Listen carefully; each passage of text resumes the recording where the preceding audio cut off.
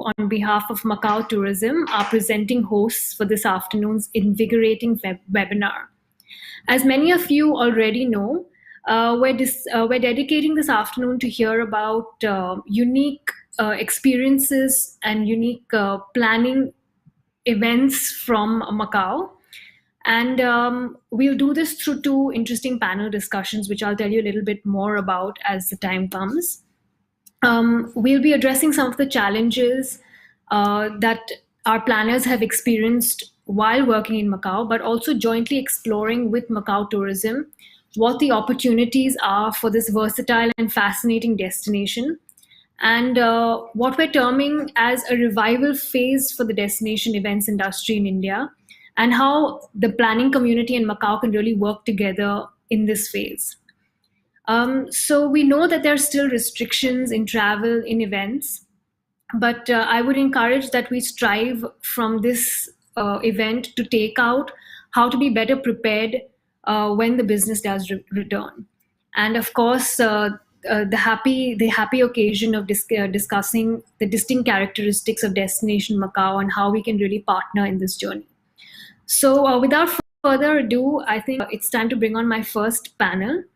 I'll introduce the speakers. The topic for the first session is insights into successful MICE programs in Macao.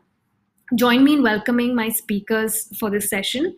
I'll start off with the lovely lady, Dency Matthew, who's the India Manager for Macao Government Tourism Office. Her role involves brand building, communications, and to innovate and conceptualize new B2B and B2C strategies for developing a holistic marketing approach and provide creative directions for the destination. Welcome, Dency. Thank you for being with us today. Thank you so much, Karishma. Thank you. Next up, we have Mr. Kaushik Sinha, Corpcom CSR and Corporate Services Department from Magma FinCorp. Thank you for joining us, Mr. Sinha. Welcome to the panel. Thanks a lot. We have with us Navneet Mohan, CEO, Laksh Live Experiences. I have very short introductions for my expert panel because they're all the experts and we're very well versed with them. So Nava, thanks for joining us. Next up, of course, we have Om Pradyut, Founder and Managing Director, Phase 1 Events. Om, welcome to the panel. And last but in no way the least, we have Daryl Sheldon, Director 77 Entertainment. Daryl, thank you very much for being here. Thank you, Karishma. Thank you. Super. So we promised the audience some amount of reminiscing, at least to start off with. So I know that all of our panel experts have some experience with Macao as a destination. And I thought it would be interesting to start off the discussion by just hearing a few insights from you on your experience planning an event in Macao. Just offhand, what works for the destination, what works specifically for an Indian corporation when they're going for a MICE organization. Kaushik, I'll start with you and then we'll kind of move around. Thanks, Karishma. We have held a couple of events in Macao and we found it's a perfect destination. I think a few things which we liked is one of the fact is that Macao is such a small country and almost everything is within a distance of half an hour.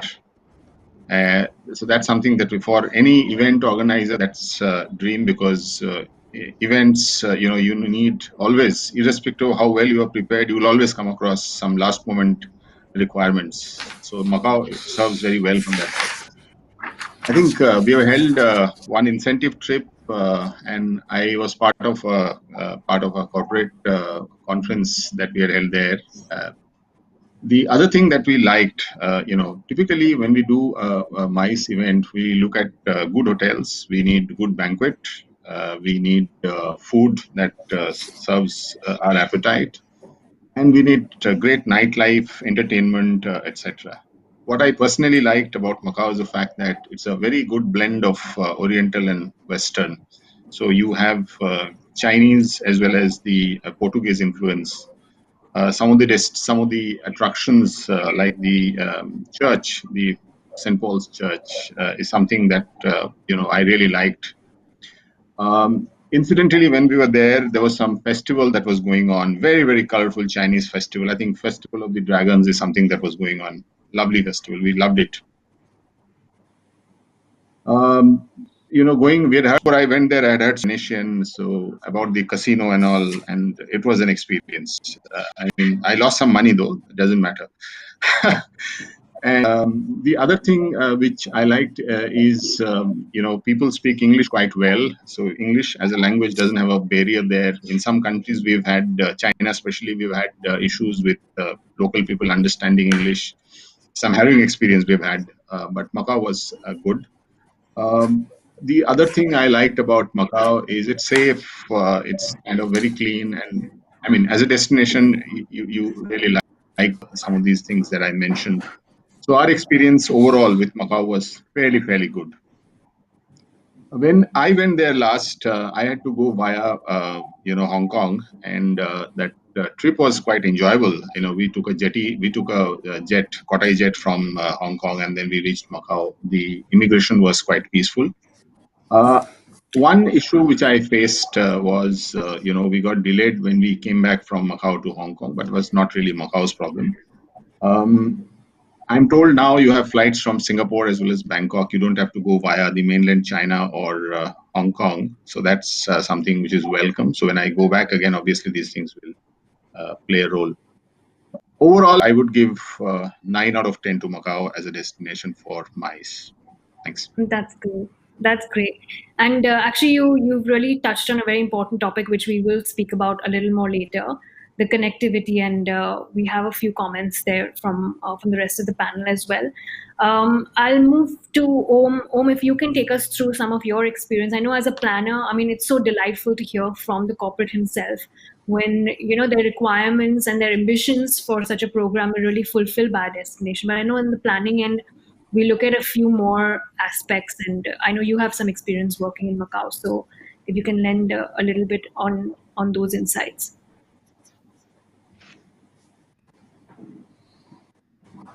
I think you're on mute, Om. Yeah, so I'm sorry about that. I was saying that it's a privilege to be here, especially with Macau tourism. What's amazing is, let's just go back to the start. What do all of us Indians predominantly need? We want easy access. We don't need the big deal about visas being a challenge, which is on arrival. The accessibility, it's not too far for us to travel, Hong Kong and thereafter to Macau, or directly even into that place.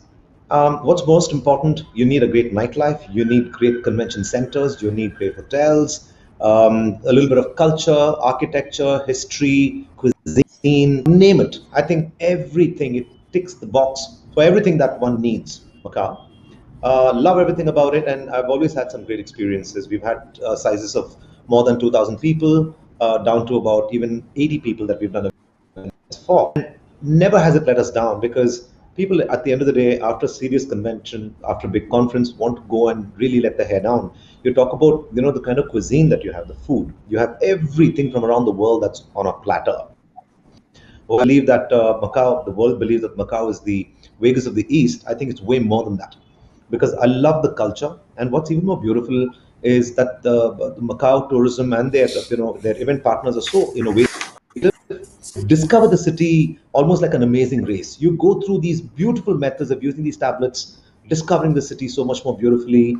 They make it very interactive. You consume something, you discover something, you smell things, you taste things. It's just fabulous. Of course, you've got the biggest shows like the Cirque, you've got the water shows, you've got the biggest casinos, and of course, you use money never to make any money, but it's all part of the entertainment. And yeah, I mean, in every aspect, it's been great. And most importantly, the properties, so proactive. They are event managers to the core, very cooperative, very flexible. No, whichever destination that we've been to, I mean, whichever hotel that we've used, they've always been cooperative, very flexible.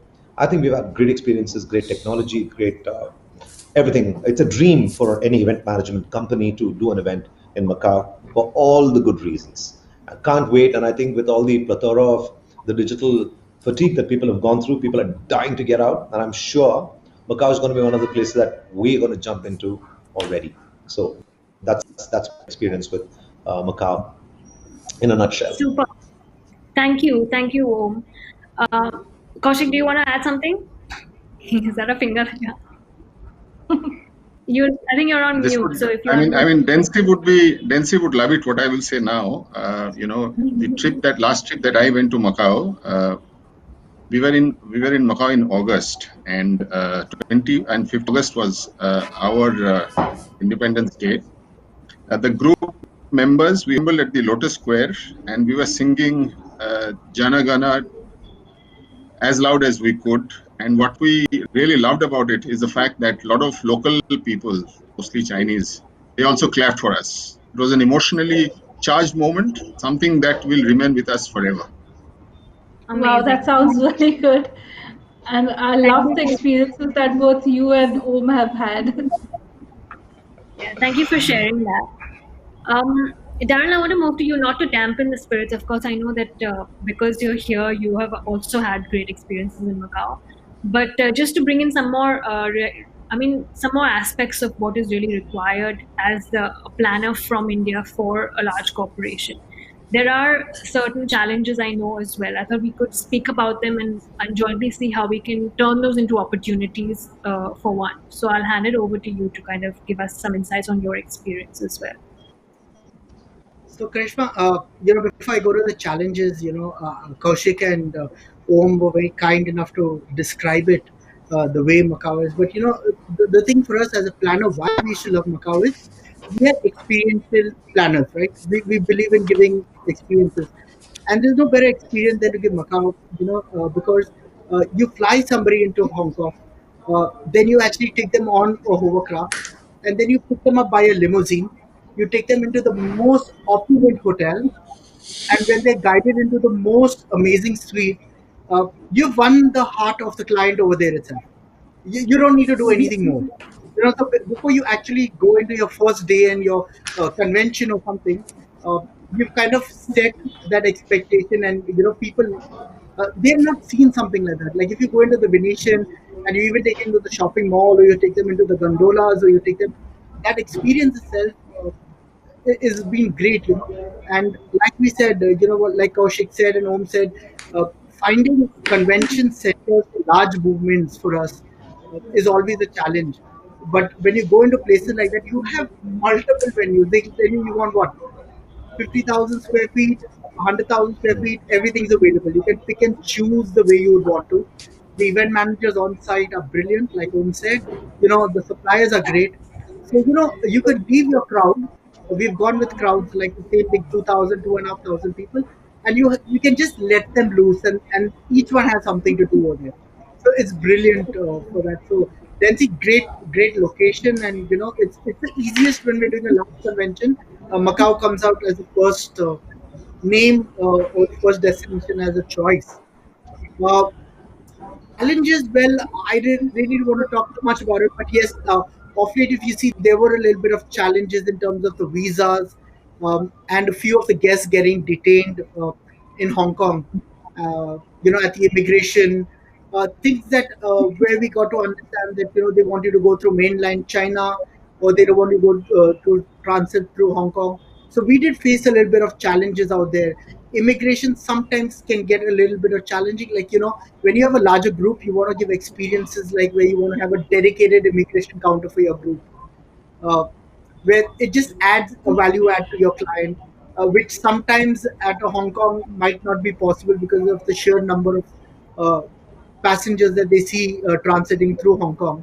But these few experiences will just add to the overall offering that we could give our clients out there. So yeah, Absolutely. that's for Actually, that me. was the idea is really to speak about challenges, but also to see how they become opportunities, which we'll take on, I think, in the next topic. Nava, how about you? I know that also you've had some amount of experience working with Macau, and how does it compare as a destination with your corporate clients, perhaps who are considering their closest neighbors or whatever is considered in competition? Where does it stand out there?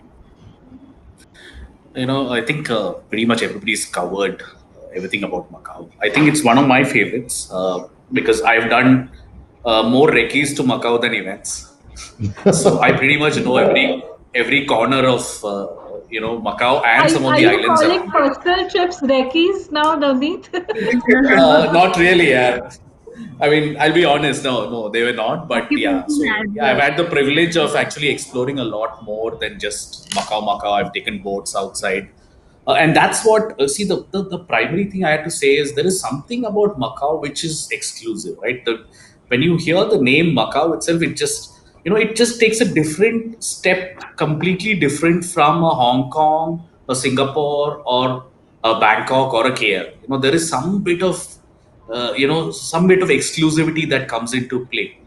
And there is, I mean, if you want to get as close to Vegas, then you have to be in Macau. Yeah, I mean, you get the feel of Vegas, and pretty much Vegas for an Indian corporate group is it's not just about the expense, but it's also about the time and the logistics to get a group into Vegas.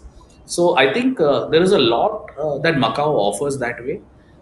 Again, I think something that we will discuss probably ahead is how I really believe that post-pandemic, Macau will come on its own because it's been, I think till now, it's been so dependent on. It's usually tagging along Hong Kong, right? I mean, it's because the flights are connected to Hong Kong, and then you have a Macau to it. So the itinerary is usually a combination of Macau and Hong Kong. But I think it's the time that Macau is going to reinvent itself and do it. And there's so much potential. I mean, I've visited some of the islands around Macau, not in Macau, but just around it, and I feel that there's humongous potential. Yeah. And as a creative planner, so our primary objective is to think ideas. We put that lens first, saying what is the possibility, and there is and very few destinations I qualify, and in that Australia comes also in the same league that you get to do so much. So if I tell that, okay, from the sky jump I need branding right there, or I need somebody to jump with the branding of the corporate, that's easily doable in a place like Macau, and that for us is very important because it's just not about the destination, but it's also about how can you surprise the guests in the destination. So it's a layer on top which becomes extremely memorable. So Macau that way has been a fantastic destination for, especially for the gala dinners and some of these surprise elements, and suddenly a speedboat with something happens, and we've created some of those experiences. So yeah, so that's really my experience out of Macau. Yeah, I think the diverse experiences is definitely a plus because you get to do so much more in one destination. Densi, just to take it over to you from the destination's perspective, I know that, I mean, we have great ambassadors here who've said so much about Macau and it seems so much more genuine when it comes from them. But just to understand Macau tourism's objectives with the Indian community, because we know that you represent Macau for the Indian planning community, and any specific plans or what your endeavors are to work with the Indian mice community to bring in this business. I know we're still talking about the future, but even so. Thanks, Karishma, for that. And firstly, I'd like to thank each one of you because I'm so glad to know that you guys have good experiences and for sharing those experiences. So I'm glad you all had a good time in Macau when you all did your specific events. To come back to you, Karishma, and to the question you said, yes, definitely Indians and MICE corporates, these are going to play a very important role for us next year. And that's the whole idea why we're even doing this year. We're really looking at targeting that. And I believe MICE corporates, weddings, these could be one of the earlier ones to bounce back also in the whole scheme of activities that will come up next year. From our perspective, well, visa is free for Macau. So Indians don't require visa to enter into Macau. It's a visa-free on-arrival destination. To answer, I believe it was Daryl who mentioned he had some issues with visas, but that I believe was at the Hong Kong bit, which I would assume was PAR. Yeah, because Macau, as such, Indians don't require visa, so that is again an advantage. What I would say for Macau, because I believe many times, especially for incentive travels, you have people from all across India who are brought together for an incentive trip. And with Macau, the advantage is you don't have to worry beforehand getting all the paperwork, getting all those financials, all those kind of things. It's not required. You just book the ticket with the person and they can enter into Macau. Coming back to the connectivity bit, which again somebody posed it as an issue. Yes, definitely. I wouldn't deny that most people do try and go from Hong Kong to Macau because there is an easier connectivity with the ferry jet. So fly into Hong Kong and then take the ferry jet into Macau. But there is also options of flying in directly into Macau from, say, a Bangkok or Singapore. So these are also options, you know. Also, just to address the PAR issues, you don't necessarily need a Hong Kong PAR if you're not entering Hong Kong. So you can enter into Macau even without a Hong Kong PAR, but that means you're not going to enter into Hong Kong at all. So if your clients or if your whoever wants to only do say 3 nights, 2 nights in Macau, that's possible. You don't have to, unless you're clubbing Hong Kong, of course, you know. So that also takes care of those visa issues, you know, that some people face, you know, with PAR. So yeah, so just to bring that, just highlighting that bit as well.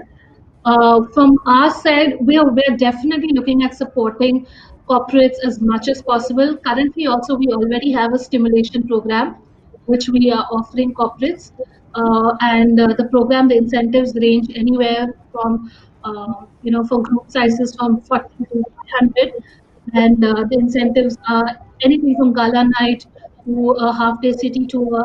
And if you guys have all been to Macau, so you know half day city tour means you kind of you've got the destination covered, you know. So we offer all these incentives, and we're looking at improvising and offering more incentives.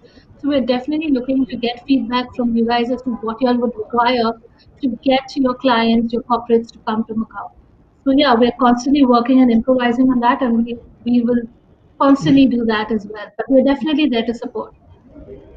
Super. Thank you, Densi. And you really given me my cue for the next topic, which is really to get some recommendations because we know that so much is going to change post pandemic. And I know my endeavor now for any webinar is not to talk about the pandemic, but to really speak about what we'll do afterwards and how we'll really see how we'll jointly build what our industry is meant to be. But I'm also very aware of the fact that a lot of things will change. A lot of things may not continue to be as they used to be, not for good or bad, but for real reasons. Kaushal, if I can open up back to you to say that, you know, as a corporate, what do you think those new requirements will be? And you can go beyond the obvious safety precaution, sanitation measures, but how do you think your decision making process will evolve when things do come back to what they should be? I think you mentioned about the fact that safety would be a very important step. Uh, I'm not really delving too much into that. I think you know, Macau has so much to offer. I mean, we've only had a couple of events, and I don't personally feel that there is much that we would expect more as on you know. Um, yeah, I mean, I'm not really looking at something dramatically different from what we had. Yes, the rule of the game has changed. Probably, you know, one of the things that as an organization we would look for future events is some sort of an hybrid model wherein technology plays a part. And I'm sure, you know, Macau being part of China and Macau as a destination would give us that option. Uh, Newer destinations, I mean, like Navneet was talking about the fact that you know, other than the Kotai and other islands which are normally known in Macau, if there are festivals which we get to know well in advance, you know, which probably we could plan and coincide our events with, that's an additional bonus that will come. I'm sure we'll be in touch with the NC for that. So that's about it. Amazing. Thank you very much. Nava, if I can take it back to you, because you really broached a very interesting idea in the last response, where you said that there's an opportunity for Macau to stay positioned as a destination on its own. Because I see that how historically it's been clubbed perhaps with Hong Kong. One is, do you see this as, I mean, we're trying to find solutions here or ideas. So where do you see the opportunities for Macau to really stand on its own, and what could those ideas be? If you can give some feedback to Densi as well. No, I think it's important that Dempsey and her team kind of positions Macau independently to Hong Kong. You know, kind of. I think it's a great way. I think it's a great opportunity. You know, Why is because I think cities are going to be most corporates are going to be reluctant to go to large cities because as the population is more in these cities, it's the risk factor also increases, right? So I think the more exclusive kind of places are going to thrive post COVID, at least for the immediate short term. At least that's my reading. So places, which is not a Dubai, which is not a Singapore, which is not a, these kind of places are going to thrive. So I think that's a big opportunity that Macau can capitalize on. And there are a lot of times Macau is always discussed. I can say that a lot of times, even in the pre-COVID era, Macau is discussed. But connectivity, I think it will remain the challenge. I think once a more connectivity. Now the good news is that we've got connectivity from Bangkok directly into Macau and from Singapore as well, which can increase the whole thing. But I think it's a matter of positioning from a communication standpoint that an effort, and this is a great time to do it when corporates are open to have the bandwidth to listen to more communication and why Macau is such a safe city with lesser number of population, and open fields and exclusive venues. I think this is a great sell for Macau at this point of time. I think, according to me, it's going to be in a fantastic. And I mean, there is no other place which is non. I mean, you got some. You've got Colombo, which is also a capital city, right? So you don't have so many options. Then the closest I think Macau can come to is Vietnam. But Vietnam doesn't have the infrastructure and the offering that Macau currently offers. So I think it's a win situation for Macau if the positioning and the visibility is good at this point of time and post-COVID. Super. Thanks, Nava. I think that was one of the objectives. And one more, sorry, I'm going to jump in one more point here. I also think that what's going to be very, very relevant, and this is from a larger eventing perspective, from a corporate standpoint, is going to be a lot of sustainable green eventing. So that's another idea Macau can kind of take forward, because the consciousness for every corporate post-COVID is going to be, we've been focused as an agency for a while now on it. But the infrastructure in India doesn't let us go 100% green. But I'm sure places outside the country has the potential, and Macau is, of course. I mean, it's an island. It's well protected. There are some UNESCO heritage sites, etc. So I think there is an opportunity where the green event proposition can work very well with Macau as a destination. So this is another thought I had. So I thought I should mention. Yeah, no, that's actually very delightful to hear, because even, you and I have had so many conversations about sustainable events, and it's not a reality in India because there's always hurry, there's always jugaad, there's always reasons to kind of push that at the back when it comes to objectives. But it will be so interesting to see which destinations can really, focus on that and bring it to the light. Thank you very much, Nava. I'll move over to Om. Om, you and I had discussed again.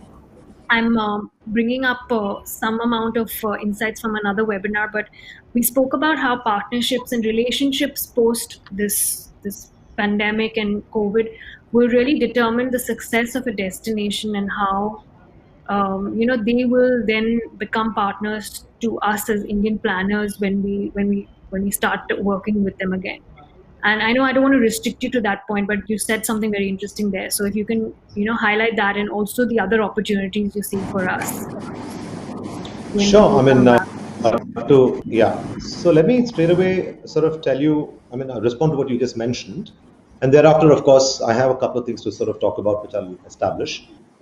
Partnership point of view, I think, as is the case with many other developed countries and very evolved, I think if there is this whole thing about creating an ecosystem of from airlines to the government to the properties to to everyone, the whole ecosystem together, if they can partner and come up with a kind of a smooth passage for corporates to sort of come on board, I think that's going to make a big difference instead of individually dealing with different folks and trying to handle those things, those challenges separately. And that's generally what I had mentioned in the previous session, and I think that's the order of the day for everybody else in the future to revive tourism back to their respective countries. And I think that will make a difference if they can come back with a package, not just as a tourism office, but getting on board the relevant airlines to the properties to the entertainment offerings and everything put together. If they come together, I think it'll be pretty interesting and easier for them. One. Two, I think Nava brought up such an amazing point, Nava. Thanks for sort of bringing it up in terms of sustainable events, because one of the events that we did for a large offering of a corporate in, can you hear me? Yeah, in Macau was their opulence. I mean, in Macau is so much that they had little plastic bottles, the simplest of things, 3,000 people at one shot. And the client insisted that we take these, glass jars and sort of do it in dispensable glasses and so on. Little things. I mean, of course, there are much, much more in terms of energy, so much more you can do. But I do believe that if that could be looked at and, if you can sort of bring that to the fore, is going to make a very big difference to the Indian corporates, because they're all very, very sensitive to sustainable living, events, and everything else. And I think that's a massive thing to do, apart from individually positioning Macau for what it is. And again, taking Nawaz said, it is true that there isn't any other destination towards the Eastern Hemisphere as you do in Macau, because it truly represents a Vegas kind of an experience. You don't need to travel 4 hours to get to that place, but in less than 6 to 7 hours, I think you're already in Macau. And I think it's a huge, huge, USP that Macau has that they can take advantage of. But when Karishma, when you said taking disadvantages and converting into advantages, I want to tell you is there was, I wouldn't say competition, but there was another agency that was trying to pitch for one of our large projects. And the other individual who traveled got stuck at the immigration, and that's the greatest thing that could happen to me. And for 24 hours, he couldn't even enter Macau. We have finished our recce and we already were back by that time. So that was a good thing that happened, that that they held this guy back at the immigration in Macau. Thanks to Hong Kong. Yeah. Thanks. No, it was in Macau. Really? You stopped in Macau. You stopped in Macau. So listen, But did you get Hong Kong, we stopped in Macau. I hope you didn't bribe the Macau at that point there. I wish I had the power, but I think that's a great thing to do. So, disadvantages to advantages is a great thing that happened. We just picked up the project in any case, and it always belonged to us. But of course, corporates would like to sort of evaluate different people, and they discovered that, I don't know, I don't want to say too much, but it was a great thing that happened, that someone got up at and everything else. So that's the second part. That's about all. There's nothing more for me to say. I think it's amazing. Macau is great, and I think we should all travel back as soon as it's the air bubble or whatever has opened up. We should go and experience the whole safety aspect, etc., and then come back and then probably propose the same thing again and do that. And the last thing that I want to tell you is, I personally believe this whole, I'm sorry, I think we're making a big deal about this pandemic. It's over. The wave number 3 and 4, etc., will keep going on and on forever. But I think life's going to be back to normal. And of course, from a psychological point of view, for corporates, they want safety and vaccine. And I think it's already there, and accuracy and everything. I think in the next less than a year, we're all going to be going back, and without social distancing, a venue that can handle 15,000 people won't have to handle 7,500 people, but will handle 15,000 people or more. And I think that's where I want to for the benefit of all of us. So it's not too much. It's not a big deal. Corporates are just trying to be a little safe, of course, but I think it's going to be back to normal. What do you say, Nancy? Sorry, Karishma. What do you say? Yeah, so no, it's encouraging to hear. It's really all our, Yeah. I mean, that's all that we speak about. Yeah, absolutely. Because as experiential planners, we can't distance ourselves from the experience. We're so closely, even though we try virtual, and I know all of us here have had a lot of success on the virtual medium, but it's not the same. We need to go back live and really feel. Yeah, feeling the breeze in your face when you're driving through and smelling nothing. This is dusted. I'm done with these virtual events. No matter how much money they bring, I'm out of it. I'm just out, and I'm going to be jumping into the real events really, really soon. Okay. Yeah. And I've been tempting for the longest time. Now, Karishma, I've been tempting time since the pandemic. From the lockdown, I've been traveling everywhere. Nothing has happened to me yet. Which means there's nothing that exists. It's all fine. It's all good. Yeah, COVID is just a pass as far as home is concerned. So it's good. It's a good perspective to have. It's relief to all of us who are stressing otherwise. Daryl, if you can add to it, I mean, I like how Om put it, turning disadvantages to advantages, but also what the opportunities are, because I know you also have clients who are really dependent on you for all their programs, and when the revival of travel comes on, and when MICE programs start to travel again, what is it that you think will help in the positioning of Macau to bring that business back? So I think I want to, like Om said, and the way Om explains it, he's nothing less than a theater artist. So he defines it so well. But I'm going to quote the example of Phuket, and you know how Phuket actually turned around by just Go Airways flying directly into Phuket right now. So earlier we had the problem of going into Bangkok, wasting a couple of hours getting into Phuket, especially when you're coming back, you wasted the whole day into Bangkok, and the entire churn out of tourism into Phuket changed a lot from India, and that has a large opportunity if we could convince, or we could get an airline to fly in directly from few hubs into Macau directly. Another thing that what Nava also touched on, and what Kaushik also said, is we always have been combining Hong Kong, because honestly, this is my feeling with the incentive group. You don't have anything to do more than 2 or 3 days in Macau on its own, and therefore if we have families traveling, we kind of throw in a Disneyland in Hong Kong, or we do something like that, because like Dempsey said, in half an hour, half a day, you could see the whole city, right? So if there is the other islands that we can explore, or if there are some more activities within Macau itself, we'll be able to draw up 3 nights, four nights itineraries, which corporates are looking forward to right now. So I think people, since that we've lost out 1 year of entire incentive, I feel next year corporates are going to do a slightly longer incentive program. It might be a 4 night program, it might be a 5 night program, and that's what maybe people would want to make up for. And if we would like to suggest Macau, see, because you could spend 1 night at the casino, you could spend 2 nights, but most of the incentive travelers, you have to understand, if it is the dealership mode or it's the employee, they're not really going to splurge too much on the casinos and everything, right? They might go in for one of the sponsored show if the company is paying for it, if it's the Cirque or one of the other shows. But if we could have activities around the city itself for the families, or for an open air arena where they could do something more, I think Macau will become a wholesome destination. I think right now we got to pair it with another destination, but I think we'd really look forward to it if we could get it as a one stop, like a 5 night or a 4 night itinerary program as well. Yeah, no, that's a valid point, and I think it's just a matter of communication. And see, I hope you agree in terms of it's just a matter of how promoting and marketing Macau, to see that actually whatever has been suggested is quite possible. I mean, I'm not sure about the direct flights. That's something I know that takes a while.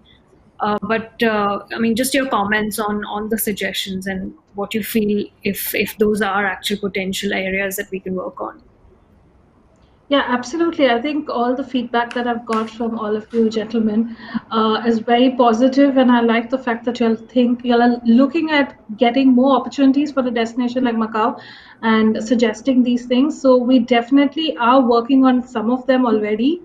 Like for example, direct connection is something we've been working for the last 2 3 years, but as you would know, there's a lot of bureaucracy, there's a lot of things involved. So we're still at it, we're still looking at having a direct connection, because I also we also know that it will definitely help boost the numbers for sure, and corporates, or whether it's leisure travelers, it will definitely help in those numbers. But yeah, we're still waiting. It's still a long process. Obviously, COVID brought a lot of other changes, and priorities changed a bit for all of us, whether it was India or for the Macau government. But yes, definitely that is something we're looking at. In terms of what Daryl said about making Macau a 3 night, 4 night destination, that is also something we're looking at, because we understand in this pandemic or post pandemic world, people will want to do mono destinations. So we're looking at making Macau a mono destination. So mono Macau is going to be something that we're going to look at promoting. And the idea is, I understand people will be wary about multi-destination itineraries. So we're trying to create enough material, enough attractions, enough experiences in Macau itself for people to choose Macau as a mono destination, as just mono Macau. So yes, Lovely. It's a um, nice line, Mono Macau. Looking I like forward. it. Yeah, yes, yeah, and this is I'm quite looking captivating. forward to the support of I like that. all of y'all, and more, whoever's listening and watching us, in helping Yeah, achieve our Macau goals. I know. At least Om is going there no matter what. With a group, without a group, with his family, without his family. He's on the first Now flight I'm Karishma, to in. Macau. Reiki. That's great. Om, You know, did we you Just have don't tell think them we a need to hold back. Uh, Om, did you tell them we you're have yeah, negotiating the Venetian negotiating with the Venetian. Oh to yeah, buy yeah, you yeah, off an absolutely. you're buying Oh the no, Venetian. come on, listen. Oh my God, listen. Okay, I mean we'll keep this offline, but yeah. But just to Dancy, just make sure that you're like just like what happened the last time. I'll tell you the list of people that need to be held back at the immigration, and we're good to go with the next. All right? Sure, just send me the Just kidding. list. I'm just. Sorry. Yeah. Okay, Moving on. Yeah. we have one question which I'm going to take. There's actually two parts. One is whether events are happening currently in Macau, not for travelers, but is it allowed to have? Are you allowed to have events now in Macau, Densi? I think that's what the question is. Yes, yes, absolutely. There are events happening in Macau that was held recently. Also, there was a light festival that took place. Some of them got cancelled because it involved a lot of group gatherings and those kind of things. So wherever there's group gatherings, those were called off. I have to bring in the COVID bit definitely for Macau also, although I don't want to dwell too much in it. But Macau's act of making sure that the destination is safe from COVID, they were very quick on feet, and barring about 15 to 30 days, when 15 days I think was when the casinos were shut early in March. They've been up and running, even the hotels, they've been up and running. Of course, a lot of it is right now for the locals as well as for Chinese tourists. They've not opened up the borders for the others in the world. But their numbers, there's zero death rate in Macau, and the number of cases recorded is only 46. They've not had another case of COVID positive since June. So they've been very, very preventive that way in their own, to make sure that their own citizens, of course, don't have any problems, and making sure that all sanitizing, all the protocols are very well placed. Even the hotels, they have UV sterilizers, which they use for the cards and stuff. So they've been very cautious about the whole thing. And I think moving forward also, that is something that they're going to take care. So I'm sure there will be a few more preventive measures taken once they open up the borders for the world. Yeah, If yeah, I no, may and I think the add, community. Yeah, go for it, Omar. sorry, no. One of the things I think I don't know if you'll take this seriously or not, but the markets that you have, right? Where you have all kinds of food that's available, meat that's available, etc. Maybe that should kind of be restrictive. Should never put them out there, and they should reduce consumption of things that are taboo. Stick to safer food, and I think all the Indians will be happy to jump into Macau and really be more confident. See the kind of stuff that's been doing the rounds, and some kind of a confidence building video might really, really help in terms of trying to say how you're different from mainland in the real sense.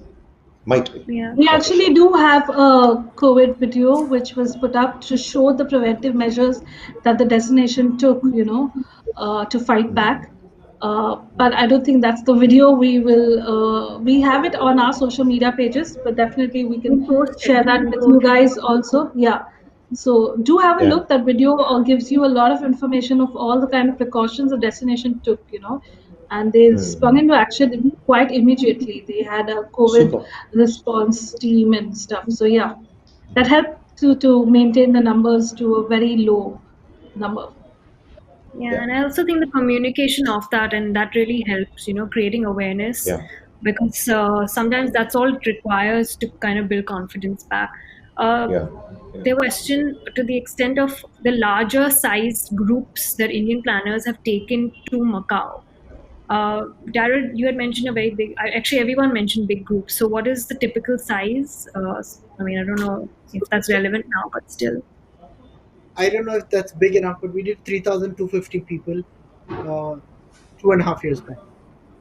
So I don't know if that's Okay. big enough. I'm sure Om's done, or Nawa has done bigger groups, but yeah. I assume the question No, is no, coming because I've not done that big groups. curious about the ease in operations. I'm guessing since you did to It's 3,200, there was no so I problem. think it was amazing because we kind of chartered out flights that went into Macau, went into Hong Kong, and then the Kotai Jets had to charter out for us. So we actually got separate slots done completely.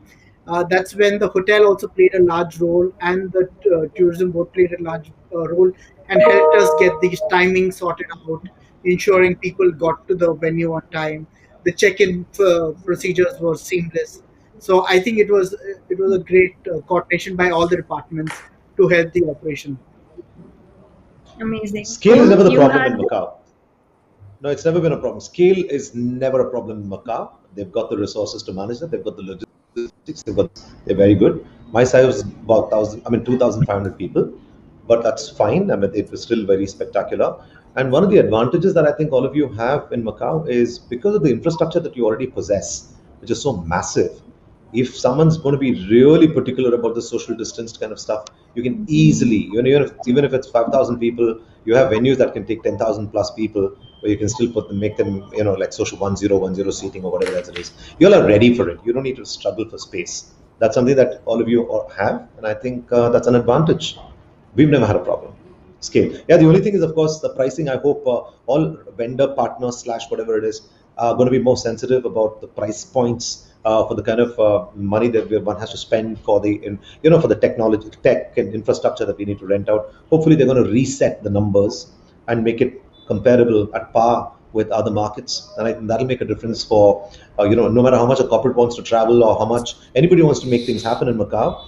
If we do know that it's going to be, if we're resetting price points, it's going to make a big difference, because it's not enough that the tourism is putting out communication and everything else, but there has to be some method of trying to understand the Indian market and see what the parity is for pricing, and see if they can. I'm not saying cut them down by half, but some sort of a parity has to be there for us to be able to push people to say, hey, you know what, it's affordable. Take a leap of faith, come to this place. And that's a big thing. And maybe you'll have to have a conversation with all your ecosystem of vendor partners and try to see how you can reset it and kickstart and start businesses back. My thought. Yeah. Yeah, that's actually a Yeah, I very think valid point. Om, Yeah, I think Om, you made a very pertinent point. I was thinking of jumping to this. You already spoke about it. I think price-wise, Macau needs to also, compare with some of the other destinations. I personally felt it's like, I mean, when I went there, I slightly felt it was slightly overpriced. So price point is something that you guys would need to work.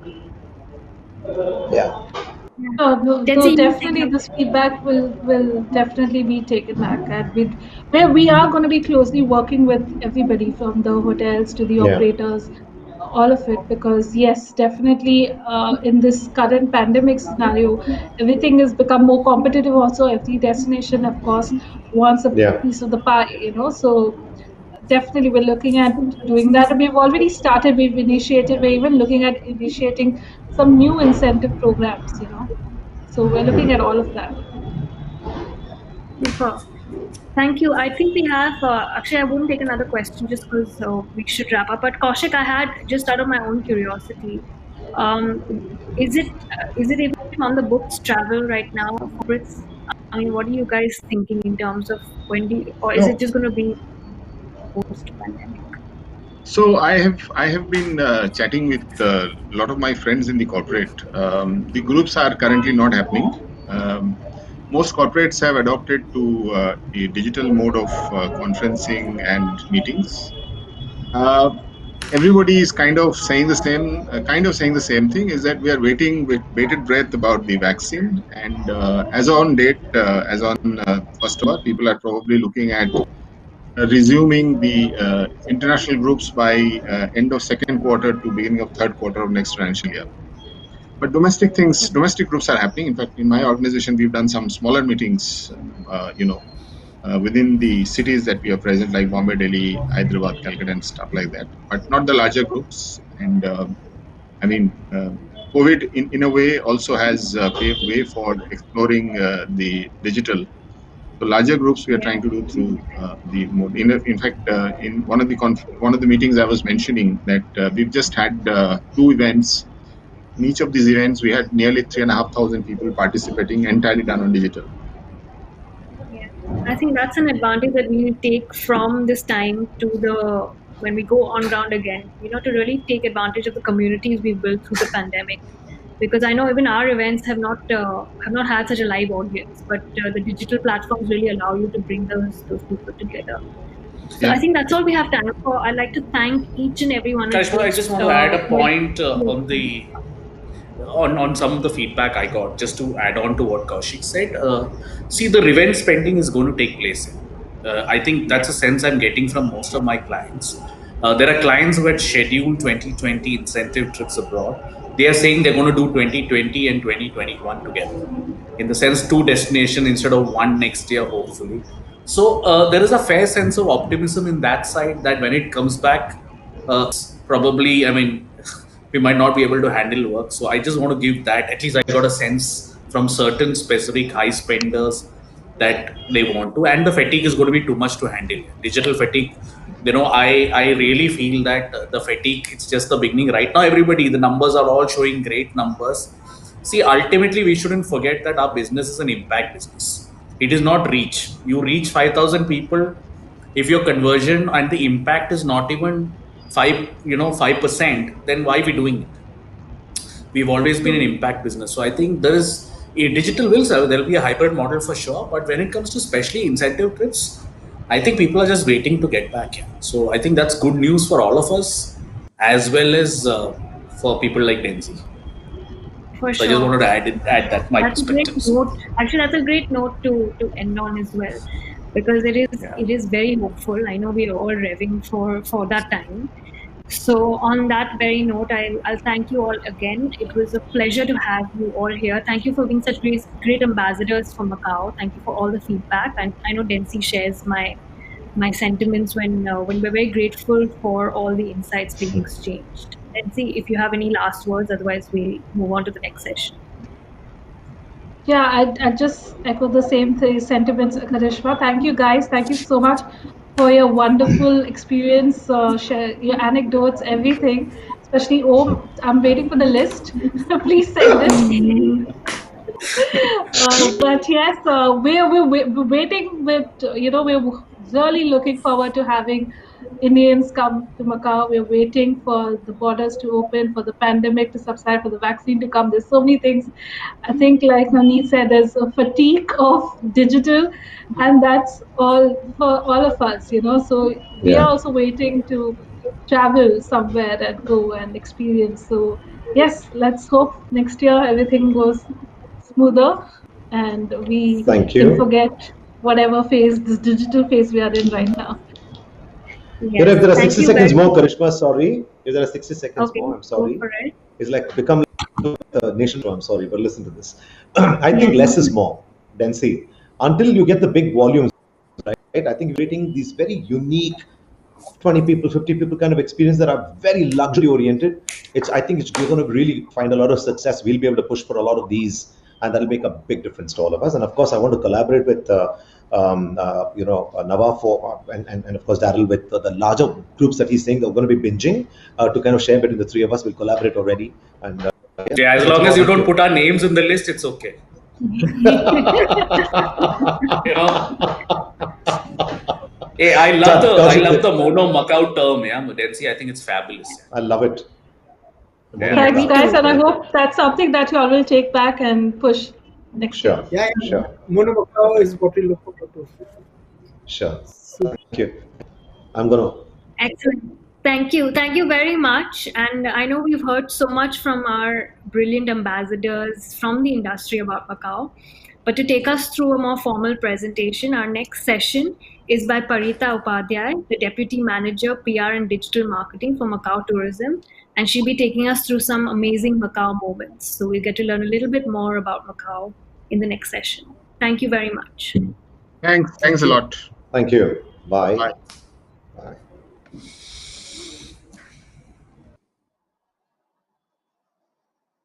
Hi. Thank you, Karishma, for introducing me, and thank you all the panelists for sharing all your lovely experiences about Macau.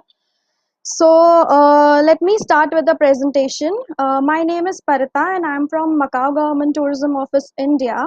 I first of all thank you all for joining us today for this destination presentation, and I'll quickly take you through destination and Macau's offerings for both MICE as well as weddings. Can we move on to the next slide, please? So let me begin. Why Macau? Why do we choose Macau for MICE and weddings?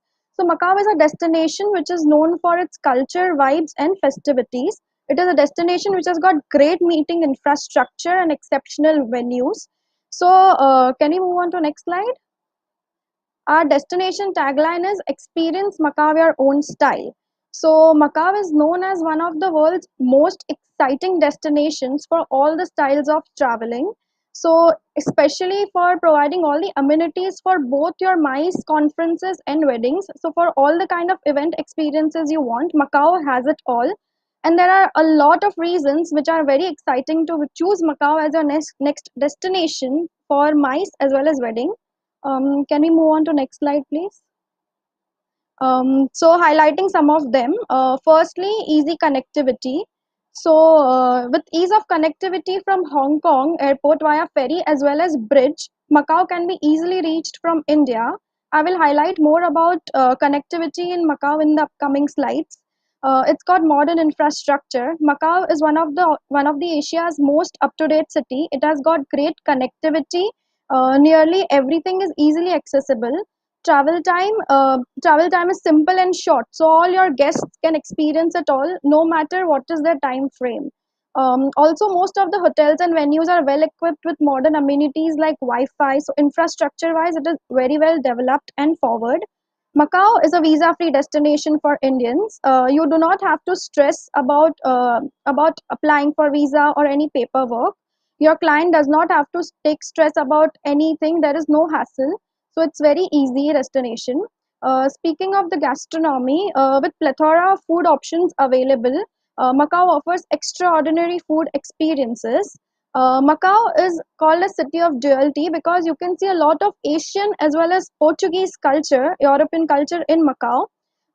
It is known for luxury and glamour with world-class hotels and integrated resorts.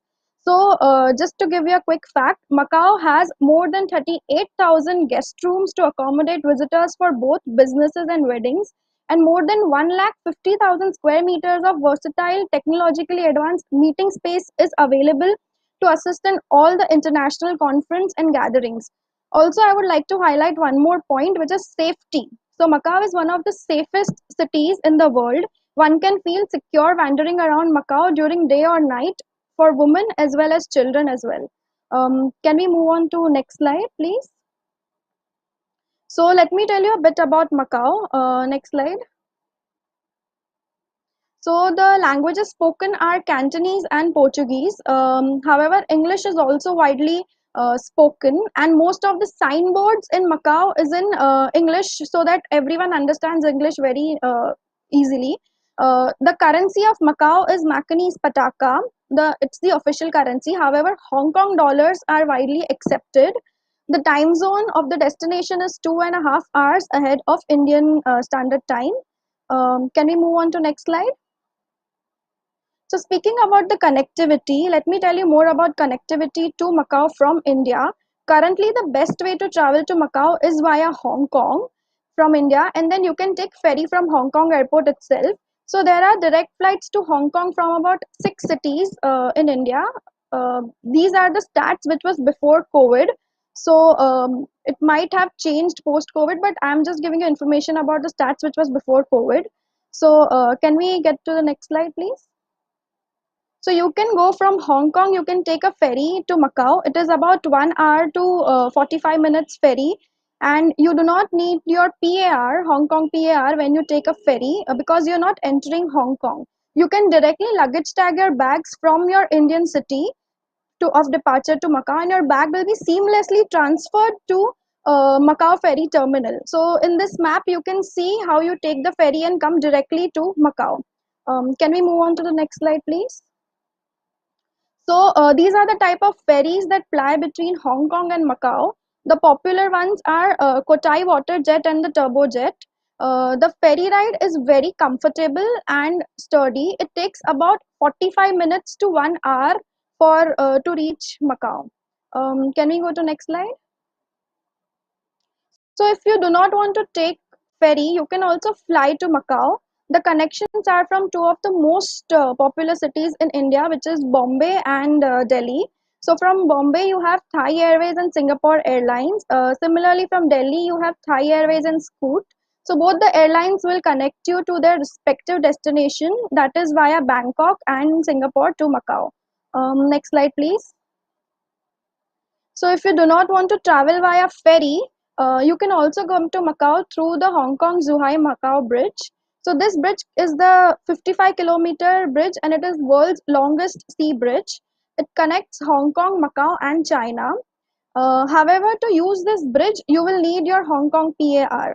So whether you are exiting this bridge or entering this bridge, you will need to get your Hong Kong PAR. But this bridge is an experience in itself, and ticket can be easily bought from the bus stops at both the end from Macau as well as Hong Kong.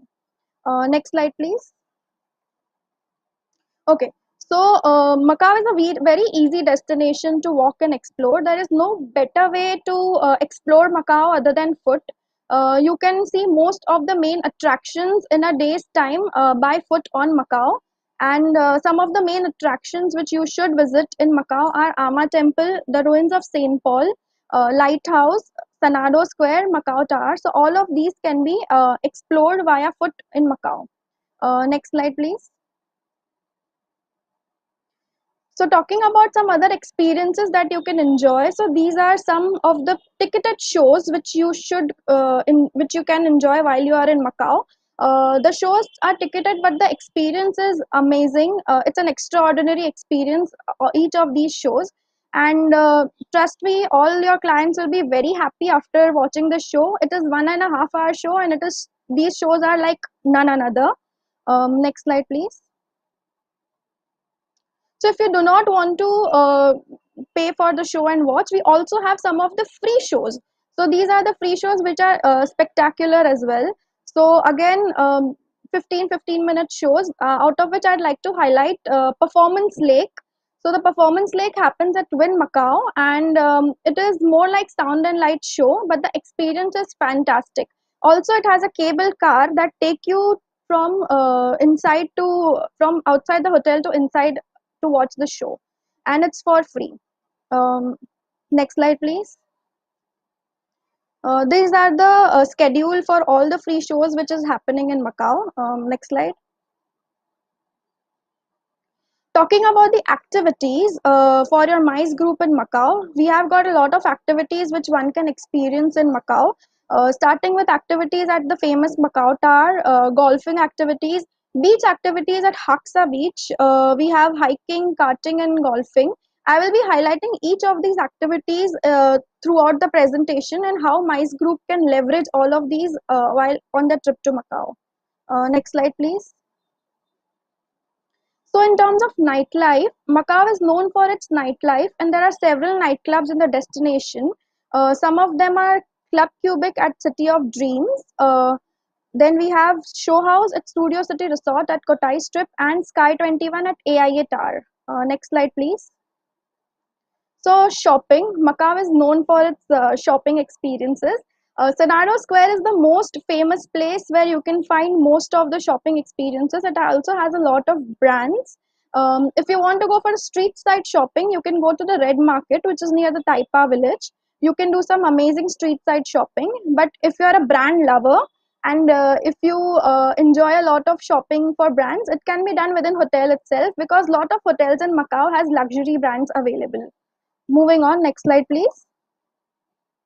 So spas, because Macau has a lot of luxury hotels, there are a lot of spas and jacuzzis available within the hotel itself. So it has sauna, steam, relaxation, treatment rooms, whatever you want to indulge in, it can be found at various hotels in Macau. Next slide, please. So let's talk about some fun activities in Macau. Next slide. It has got the Giant Panda Pavilion, which is located in Koloan, where we have two of the cute and giant panda named as Kai Kai and Zinzin. Next slide, please. Talking about the fun zone, we have ice skating and bowling center at Kotai Strip. That's also an experience for kids in Macau. Next slide. We have Planet J theme park, which is located at Kotai Central at Sands Resort.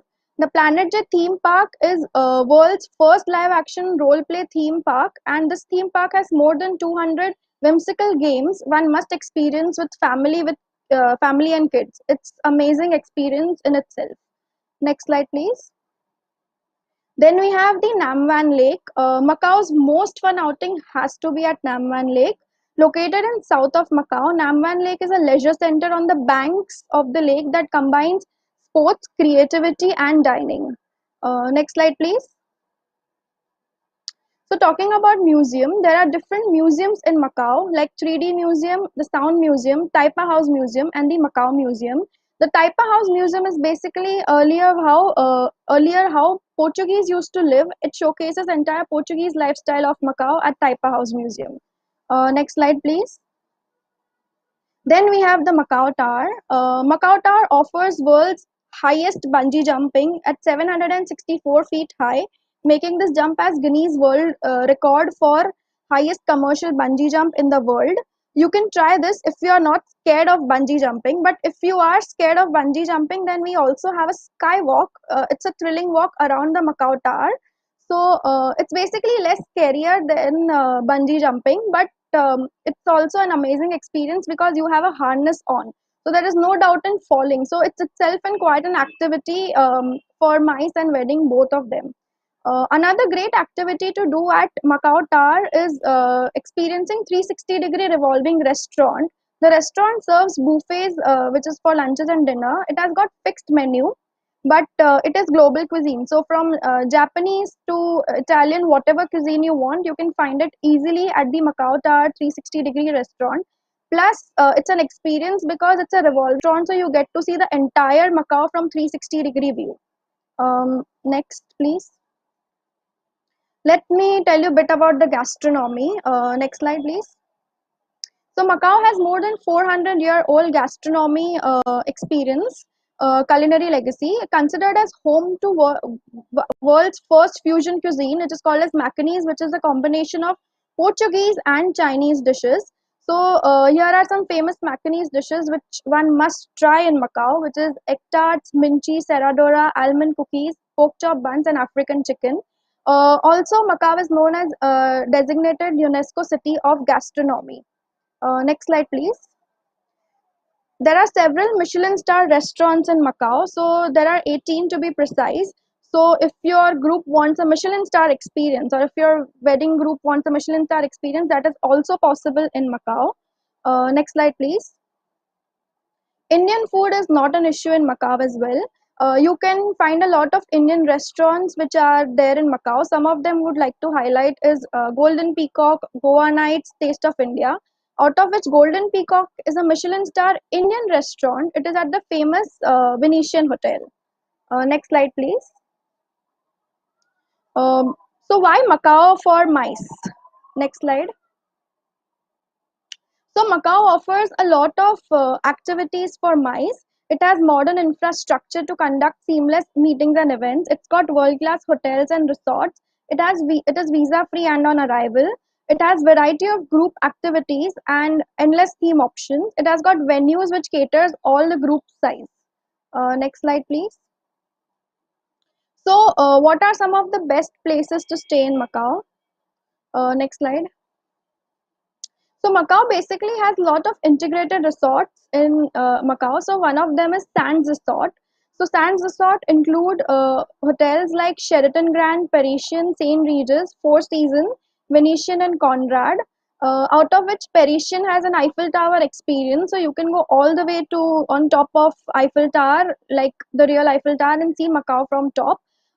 It's a really beautiful experience if you want a themed wedding or themed event. Same is for Venetian. Venetian is like experience of Venice in Macau. So you can even indulge yourself in a gondola ride, and it totally feels like you're in Europe. So if you have a European themed events, Venetian and Parisian becomes an amazing choice. Next slide, please. If not Sands, you can also choose the Galaxy Macau. Here we have Hotel Okura, JW Marriott, Galaxy Macau itself, Ritz-Carlton, and Banyan Tree. So the Galaxy Macau, the USP is that it's got a biggest wave pool in Macau, and if you all want a very high-end luxury experience, then Banyan Tree is the hotel for you for your high-end luxury events. Next slide, please. We also have City of Dreams, where we have Countdown Hotel, which was earlier known as Hard Rock. We have Morphus, Grand Hyatt, and Nua Hotel. Next slide. Then we have the MGM brand of hotels, which includes MGM Kotai and MGM Grand. Next slide. Then some of the other places to stay in Macau are Sofitel, Wynn Palace, Studio City, and Hotel Grand Lisboa. Out of which, as I already mentioned, Wynn Palace has a cable car, so you can enter the hotel through cable car. We also have Studio City, which has got world's biggest #8 Ferris wheel. So it's an amazing experience for kids. So that's another great option. Next slide, please. When we talk about venues, next slide. Here you can see in the map, it is a famous Kotai strip where we have most of the hotels and resorts in Macau. So let me highlight some of the best venues in Macau where you can host your events and wedding. Next slide. So firstly, we have JW Marriott. So JW Marriott Macau is one of the most luxurious hotel in Macau, providing all the facilities which is required for the MICE group. Next slide. Let me tell you a bit more about the property. It has more than 1,000 spacious guest rooms and suites and more than 4 restaurant and lounge along the JW. Also, the JW Marriott Executive Lounge. They have multifunctional grand ballroom and 6 meeting rooms, wellness club, kids club, and outdoor swimming pool as well. Next slide. Here are some stills from the hotel. So this is the overview of the property, and there are some snapshot of lounges. Next slide. We have some more images. You can see executive lounge, Macau lobby, Macau restaurant, Chinese. It has Chinese restaurant. It has JW Marriott poolside experiences. Next slide. So this is a layout of the grand ballroom for your reference. Next slide. And here we have the floor plan of the meeting rooms on the second floor. Next slide. Talking about the capacity, the grand ballroom can host up to 1,600 people in a theater style sitting arrangement, followed by ballrooms 1, 2, and 3 with capacity of 500 theater style and 300 for banquet style. We also have various meeting rooms and boardrooms respectively for all kinds of MICE events, from large group to a smaller group. Next slide. Then we have the Sheraton Grand Macau Hotel. It's in Kotai Central. Next slide. So the Sheraton Macau is the world's largest Sheraton, and it's the biggest hotel in Macau. It's designed for both wedding as well as business experiences. Sheraton Grand Macau offers 5-star services, and it is located at the Kotai Central. Here are some of the images of the properties. It has got Italian restaurant, poolside area, spa, and lobby. Move on. Next slide. So here's the setup. Here's the ballroom setup, meeting setup, lobby, and room experiences. Next slide. So speaking about the ballrooms, they have Kashgar Grand Ballroom. It's a pillarless space that can host up to 5,000 guests, and it can be divided into 16 small breakout room as well. So it's a very versatile space suited for all the events and experiences. Next slide. Then here we have the junior ballroom. So junior ballroom offers six junior ballroom plus access to another junior ballrooms, which is in Sands Kotai Central. So it can be divided into a total of 166 meeting rooms. The capacity is from 12 to 5,000 guests. Next slide. Here we have some swimming pool decks and open air party for open air party and gatherings. Next slide. So here are some of the other places where you can host your meeting and conferences. We have Macau Tower 180-degree lounge. We have Casa Garden, which is one of the oldest surviving building in Macau. And we also have the Fisherman Wharf. Fisherman Wharf is also a beautiful venue to host dinner and cocktails. Next slide, please. We have Sand Resort. So as you can see in the picture, the Sands Resort has many hotels like Parisian, Venetian, Four Seasons, St. Regis, Sheraton Grand. So here's just an image which showcases all the hotel at the Sands Resort. Next slide, please. So we have the well-known, most famous Venetian hotel. So next slide. Here are some images. We have a lobby space, a room, poolside area, and a restaurant. Next slide. Then we have a restaurant, ballroom. As I mentioned, that Venetian has a Indian Michelin star restaurant, which is called as the Golden Peacock, and they also have a Chinese and Italian restaurant. Next slide. So here's the floor plan and the capacity of the ballroom. This is one of the largest convention halls in all of Asia, which is spread across 2 floors, and it can be divided into 6 separate halls. It can almost host 5,000 delegates at one time. Next slide. We also have the Kotai Arena. It's a purpose-built convention and meeting space which includes impressive Kotai Expo. Here's the floor plan for the same. Next slide. Moving on, we have Macao Tower. Next slide. So Macao Tower and Convention Center is an ideal conference and exhibition venue. From large exhibitions to smaller gatherings, Macao Tower offers a lot of options for MICE and weddings as well. Here are some images. We have the Grand Hall and the Outdoor Plaza. Macao Tower can go from 500 people to 1,800 people for an event. It's an amazing experience in itself. Next slide.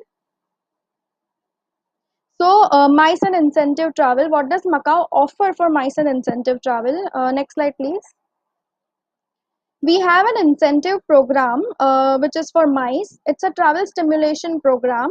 For different group sizes, we have different kind of benefits. Minimum requirement is 2 nights in Macau and a group with 25 non-Macau participants. Depending on the group night and stay night, we can offer cultural performances, gala nights, to stay half-day city tour to full-day city tour. Next slide.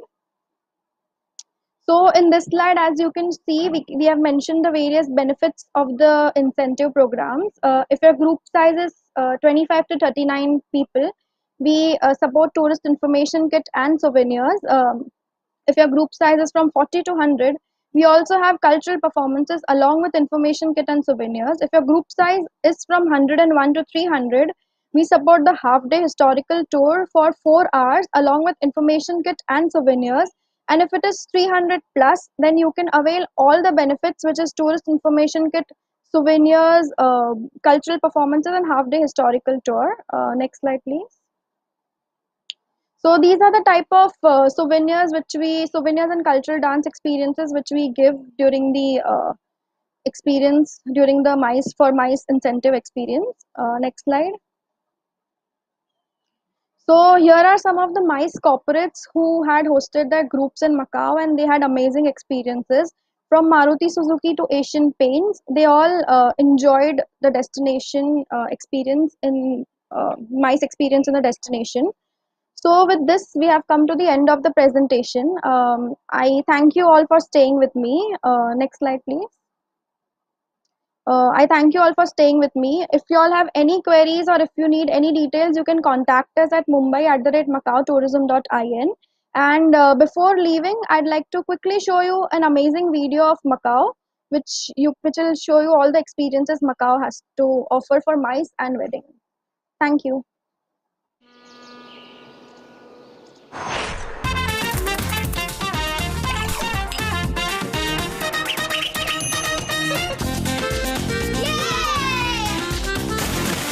People here love food. You can discover new flavors and delicacies at every turn. Chinese and Portuguese heritage mingles harmoniously. Tonight you can enjoy your life. Enjoy your life. Enjoy your life. With over 20 international and local events and festivals, excitement happens all year. Today, Come feel it for yourself. today, enjoy your life. There are countless ways to experience Macau, where you'll feel inspired at every turn. Close your mind.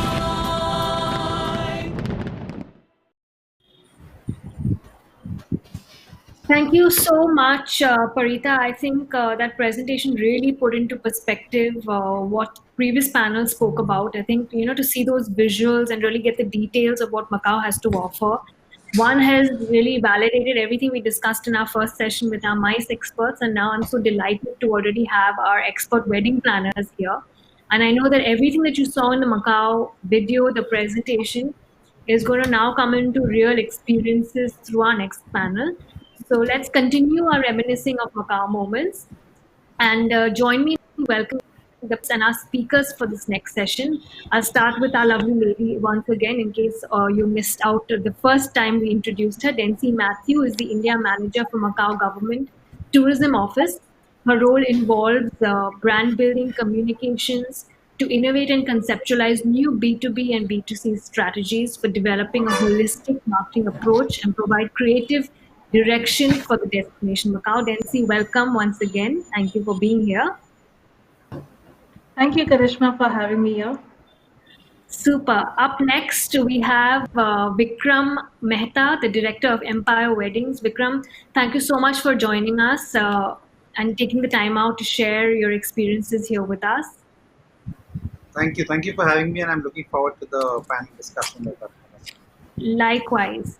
Next up, we have Keyur Patel, very well known to Macau as a Macau favorite, I would think. But Keyur Patel, Managing Director, Prasang Events. Keyur, thanks so much for being here and joining us. Hello everyone, how are you? Welcome. And last but not the least, of course, Mr. Mahindra Gangadharan, Managing Director, Nefertiti. Mr. Gangadharan, thank you so much for being here and sharing your experience. Such a pleasure, such a pleasure. Lovely. So let's dive right into it. As I mentioned, the whole objective is to reminisce a little bit about Macau and to really get a flavor of the experiences that planners have had in this lovely destination. So I'd like to actually start with you, Keyur, because for me, you somehow resonate to Macau the most. And just start with some of your experience of planning a wedding, because I know that you've had experience planning a wedding in Macau and how the destination really stands out for Indian weddings. So first of all, we have done 2 weddings in Macau. First was in June 2012, and that wedding was done at Galaxy Macau. And second one was a social celebration for 250 people, and that was also in 2014 at Galaxy Macau. We were representing Galaxy Macau for 4 years, from 13 to 17, 18 till 18 to 2018. And our experience is very good. That's why we were representing the hotel. We also approached Macau government and Macau tourism to give us the representation business, but that time they were not interested for the Indian market. And I'm very much happy that now they are interested in Indian market because of, I don't know what are the reasons, but we have done lots of effort. We have done lots of promotion, marketing and everything for last 7 years. And now tree has grown up and now they are going to eat the fruits. That's what I want to say. Yeah, no, actually the Indian wedding industry and business is so attractive, I think. And only more destinations are coming to understand that. And I think that's something that Dency and us discovered, or rather discussed jointly, because Macau tourism, of course, appreciates that business as well. And those relationships are now... So what I understand that now they have doubled the inventory. And now they are able to give us the rooms as well as the inventory. They are able to sell the inventory. Like last 6 years, where we have sent more than 300 inquiries, like from 2013 to 2018. We have a database and record that we have sent 300 inquiry for wedding and mice and social celebration. 78% was rejected due to non-availability of the rooms. It's The a hotel popular which we destination. want to, yeah, because they want to give free rooms to the gambler in a package. So wedding was Well, not the it's priority, but I am very much happy that now they are focusing, and it's a very good destination. Let me tell you my experience that our client was looking at Thailand for the wedding, and we had a meeting in Mumbai, and we told them that Thailand is very common. Why you want to go there? So he said, give us something which is out of the box. So we have suggested Macau, and in 48 days, starting from Reiki to wedding, it has been done in 48 days, and 480 guests was there. And support from tourism, support from turbojet, support from hotel was excellent. Like Galaxy Macau has invested more than 1 crore Indian rupees to procure the Indian stuff in terms of utensils, in terms of chimneys and everything. Like whatever we have asked, they have given to us. amazing. And that's encouraging because now they're equipped to host Indian weddings, which is a very important aspect when other planners are planning to take their families there as well. Mr. Mahendra, would you like to add to that from your experience of working in Macau and how that was? I think it's a wedding planner's delight to do something in Macau. Okay, and I had the opportunity of going with Koyul for one of the trips too. So he had taken me, but then that was an added advantage to the existing experience I had. Believe me, Hong Kong and Macau is something to talk about.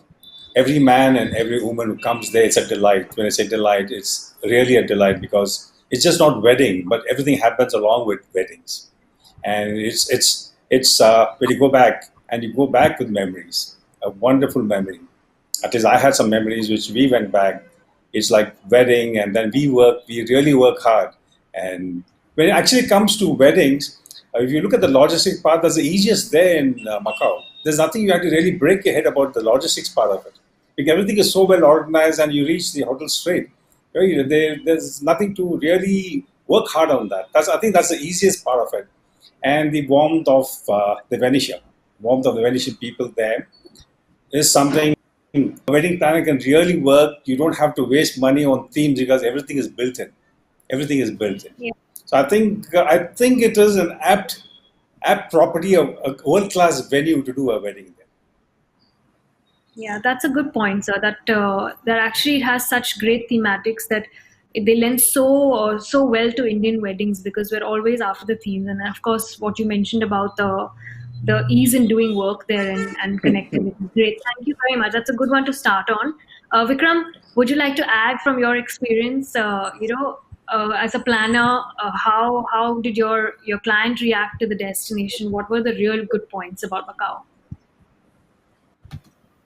So ours was quite a journey because we initially planned in Bali, and this was in 2017 when the volcano hit. I mean, it hits every year, every few months, but this was in December 2017, and we moved everything to Hong Kong.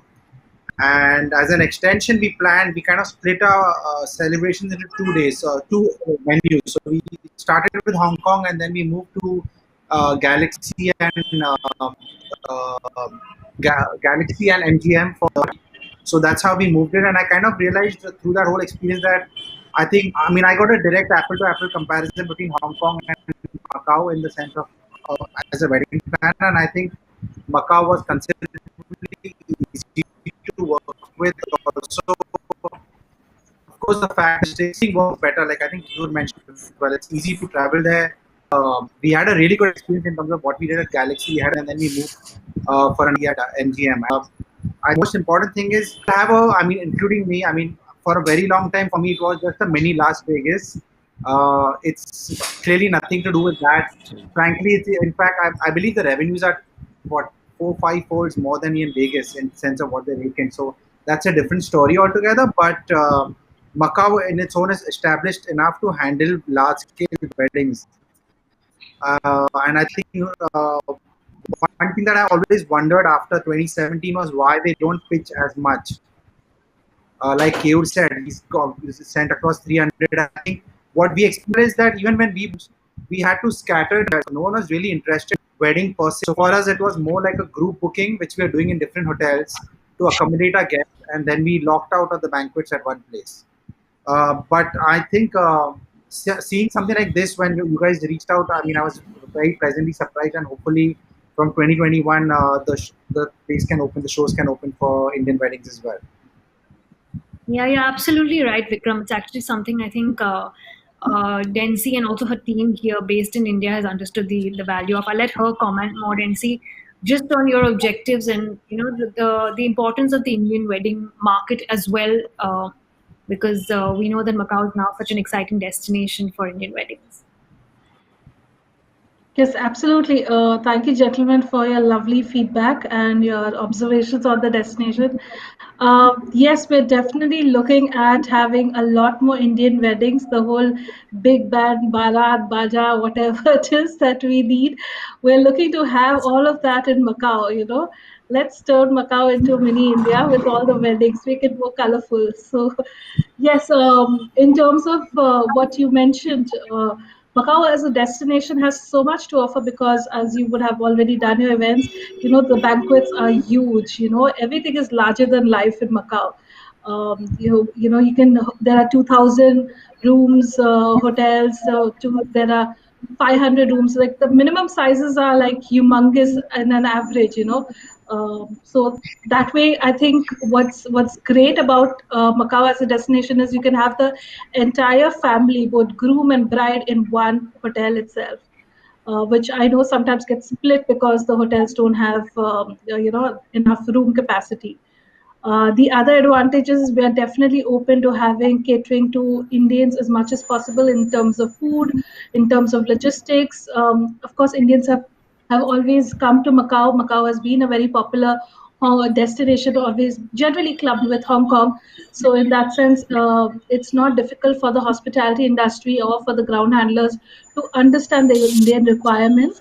So what we're looking at is basically enhancing it, and that's why we collaborated for this panel discussion to understand from you guys if what else can we do to help bring in more Indian weddings to Macau.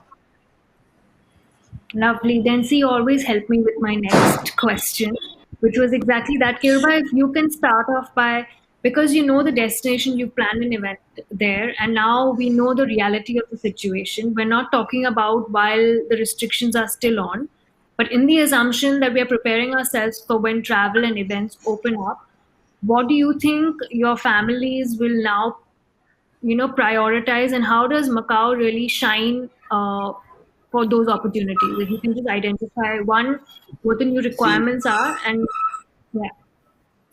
so first of all, Nancy and her team needs to have some agreement kind of thing with the hotels who are interested in Indian weddings. See, like all the hotels are not eligible for the wedding as well as they are not well equipped for the Indian wedding.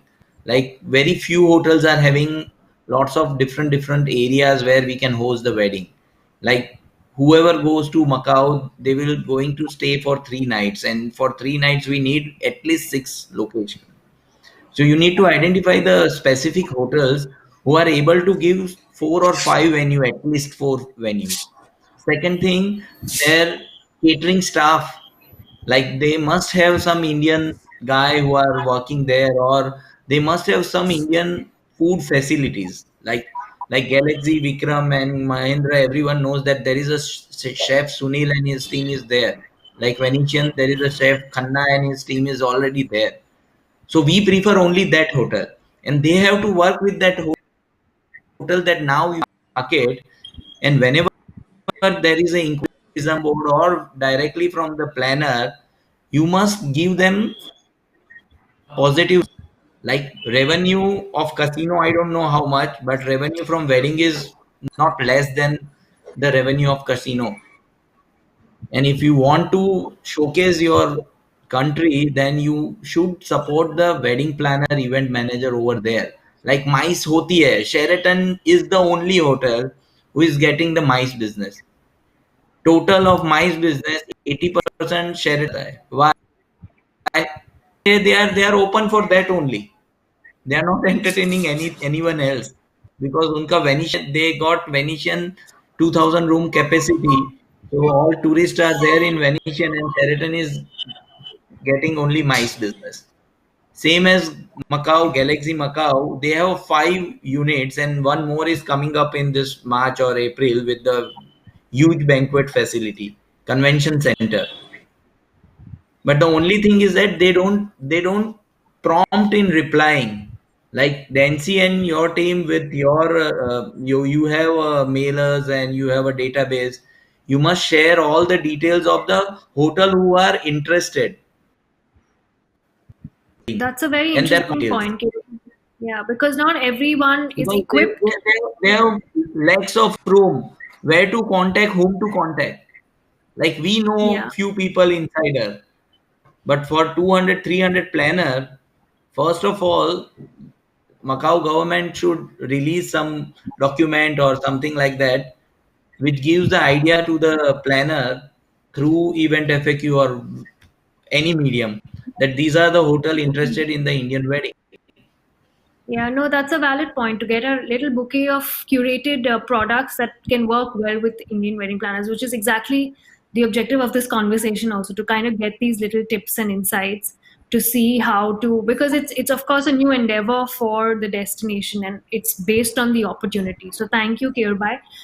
Mr. Mahindra, if you can add to that as well, because I know you've had some, I mean, we know that you've already experienced Macau, but if you feel like these requirements will change now. One is, what are they going to be? If you can just give us some feedback from what your clients are saying now about destination weddings when they should come back, and then of course, what you think the disadvantages of Macau will be when that business comes back. Sure. I truly agree with what Karibe said. These are basic fundamental points any wedding planner would go through because it's only a win-win situation between the planner and the government. Let me tell you, when I did a wedding there, I did not have any facilities or hospitality from the government. I did everything by myself. We had agencies cross from Bangalore where we connected with Hong Kong, Macau, and got the entire thing done. The hotels, the rooms, my event, my sound, my decor, everything was done by me. I mean, I was a one-man show. Even though I was there 2 days, it was like a big job for me. But I did it all by myself because I had no help from anyone. It was a learning, it's basically the learning, and it was like trial and error. But I did it. But it was so fantastic. But things were so well organized, and everything was planned. So the moment you plan, and the hotel also doesn't change. I mean, they don't give you an opportunity to change because everything is well laid, well set. So you don't even have an opportunity to change. So everything was perfect in that. So what we can do is like we can get the help of the government to help us. Basically, help us. We are like the captain. You help us, and we help you back. So we organize ourselves. You help us stand by us, and we can help you organize better. So like we do weddings across the globe with so many countries. We get a lot of facilities and support from the government to help us. Like the incentive the government is giving us. So we also help us. Like the moment the country knows that we are stretching out to get a wedding in, they just receive us and make sure everything happens there. There's no second chance even for us to come back. I mean, that's the kind of input we need from the government to take part and make sure we are there. The moment the government knows, yes, Mahindra is bringing a team, a father, mother, brother, sister, the bride through the country, they must make sure that it's done there and finalized. So they should not give them an opportunity to go back. The moment you go back, you know what happens? Everybody gets an opportunity to choose. Yeah. So this is the strong point. What we need help from the government and identifying the hotels where they're Indian friendly. That's very, very important. Because most of them are not friendly.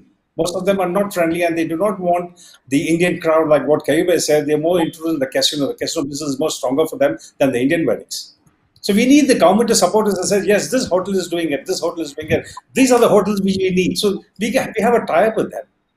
And then when the government comes and that representative comes, boom, you won't believe from the airport they pick you up, from the ferry terminal they pick you up, and they take you back. Okay, these are the hotels and this is what you want. You shortage of this, we'll help you. The only advantage, the only best part of this, best part of it is when I did a wedding and everybody went out the ferry, everybody got a refund or tax refund, $150. I mean, that was the only added advantage. Everybody was surprised. I said, why is the government giving you money? I said, here, because you came and did a wedding. I mean, it's not the amount, but $150 is a big amount of money, and they were always so happy about that. That's a gift. See, these are kind of things which it's not spending crores. It's not spending, but then when they receive 150 from the ferry terminal, they're so happy. So they're so happy. So these are kind of little things which need the government to come forward and make their marketing very strong, which will help us to sell Macau. Yes, absolutely. And we're actually taking the opportunity of using y'all as ambassadors for Macau and the wedding story there, because it's with so much more conviction when you hear planners who've already had experience there talking about. I mean, I understand that there could be a lot more that we could do in marketing, but it's delightful to hear that you went as a one-man show. You were able to plan without too many hiccups. The destination is equipped. It's just a matter of bringing the pieces together and really working coherently. So thank you so much, Mr. Mahindra. Vikram, on to you. Let's start again with how is it going in terms of destination weddings? I know clients are still focusing now, even if they are having weddings, it's mostly in India. But what do you think will be the key reasons that we'll start to consider going out on destinations again?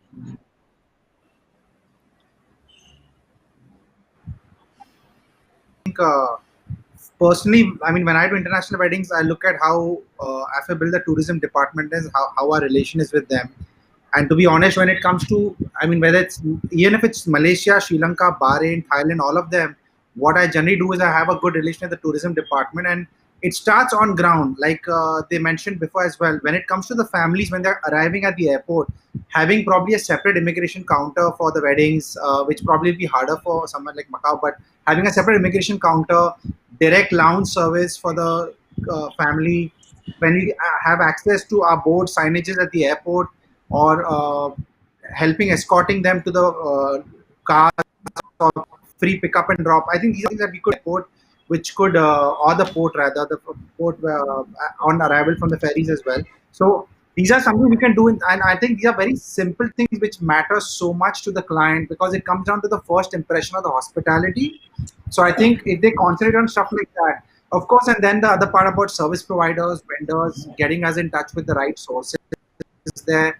I think that can even happen if the hotel is cooperative. Then you get in touch with the right people there. But I wouldn't have been able to pull it off without the support of the tour department. So I think it comes down to really the tourism department, how much they are ready to support us with the smallest of things. And these times with COVID, I mean, how we go in the coming months, I think we are going to need course done. We are going to need reports and need to have proper SOPs in place. So I think the role of the tourism department becomes even more profound and pertinent, in these times. Thank you, Vikram. One thing, I'm not updated, but I think now is there a rule still? I'm sorry, I don't know if you missed me there while I was speaking. No, we caught most of it. Your connection is a little lag, but I think we caught most of it. But we'll let Keyurbai finish, and then I'll get to Densi to comment. Yeah, one thing I would like to know, that still there is a rule exists that only Macau vendor can do work in Macau. Yes. Okay, so I'll take it to Densi. Densi, one is, of course, you respond to what Keyurbai said, but also I think we've got some great feedback now, and I think you'll have great comments because it all seems so doable. Whatever we've discussed, it seems that we've been doing that for MICE and corporate business anyways. It's just a matter of extending that hospitality and connection.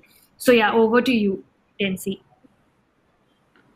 Yeah, so to take those feedback forward, I understand from where you came across, where you said that not all hotels have adapted themselves to basically help take forward an Indian wedding party. But that is something that we're working on, and that is something we're trying to get all the hotels to equip themselves with the requirements of Indian family weddings. As you would know, our Indian weddings abroad are a lot more than what the Indian weddings here would look like. The requirements of the families are much more. But that is something definitely a few hotels are right now willing to cater, and we're trying to get a lot more hotels to come in so that the inventory of hotels that you can choose from in Macau to conduct weddings is bigger. So that's something we're definitely, and that is a ongoing process, that never stops. With every wedding there comes a new challenge, as you would know from your experience. No two weddings are the same. So with every wedding also, I think the hotels themselves in Macau, even the ones that have done weddings before or the ones that are looking to capture Indian weddings, will learn. So that's something that you need to trust us, that we will help you for sure in getting the kind of support that you require. In terms of, for like you mentioned, Vikram mentioned about special visa. That,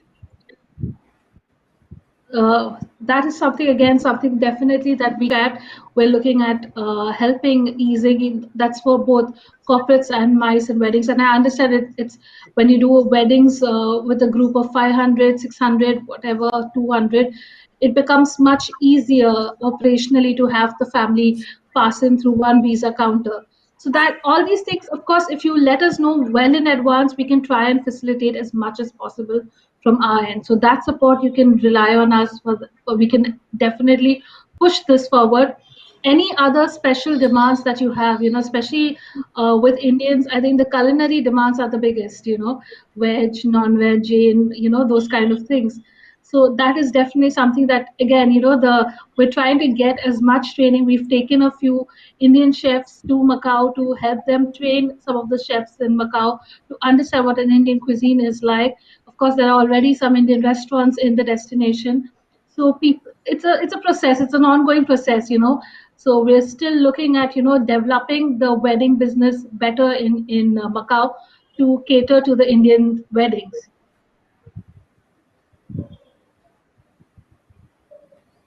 Karishma, your audio is mute. I'm sorry, I was coughing, so I muted myself. But just to add to that, is there a possible incentive scheme as well that can extend to, because it's a group as well, wedding, because we were speaking about that in our previous discussion.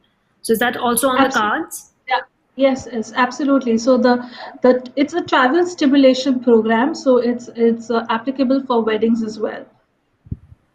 If you can just read I'm guessing we have a different audience now for wedding planners as well. You had mentioned what those brackets were. Yeah, so we have a travel stimulation program. The Macau government has it. It's an incentive program. Depending on your group size, there are different kind of incentives that are provided. The incentives range anything from souvenirs, magnets, those kind of souvenirs, maps, etc., to a half-day city tour. So all of that can be arranged depending on your group size.